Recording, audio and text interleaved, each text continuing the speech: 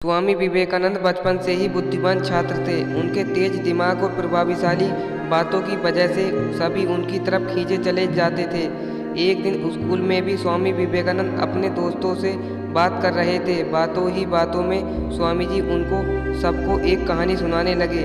उनके दोस्तों को कहानी अच्छी लग रही थी, इसलिए सभी ध्यान से सुन रहे थे।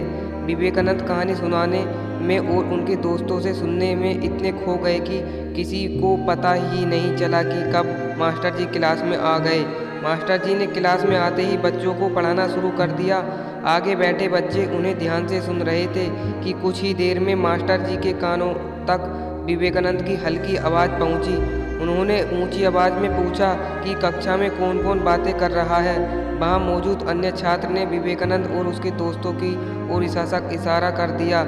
यह जानकर टीचर को गुस्सा आया। उन्होंने उन सभी को अपने पास बुलाया और पूछा कि मैं अभी क्या पढ़ा रहा हूँ। कुछ सेकंड तक किसी ने जवाब न मिलने पर उन्होंने हर बच्चे की तरफ देखते हुए सवाल पूछा। सबने अपनी नज़र झुका ली।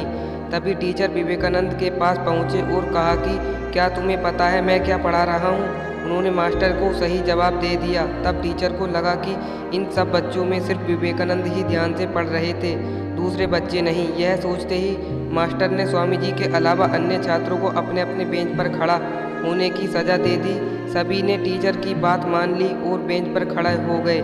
कुछ ही देर में स्वामी जी विवेकानंद भी अपनी सीट में जाकर बेंच पर खड़े हो गए। स्वामी जी को बेंच पर खड़ा देखकर मास्टर जी ने कहा कि मैंने तुम्हें सज़ा नहीं दी है, तुम बैठ जाओ। नज़र झुकाते हुए विवेकानंद ने कहा, सर मैंने ही इन सभी छात्रों को बातों में लगा रखा था, गलती मेरी ही है। सज़ा न मिलने पर भी स्वामी विवेकानंद द्वारा सच बोलने पर सभी छात्र काफ़ी प्रभावित हुए। दोस्तों, इस कहानी से हमें यही सीख मिलती है कि जीवन में हमें सच बोलना चाहिए। बाकी आपको वीडियो कैसी लगी कमेंट के माध्यम से ज़रूर बताइए। अगर आप हमारे चैनल पर नए हैं तो चैनल को सब्सक्राइब करके बेल आइकन ऑन कर लेना। जय हिंद, जय भारत।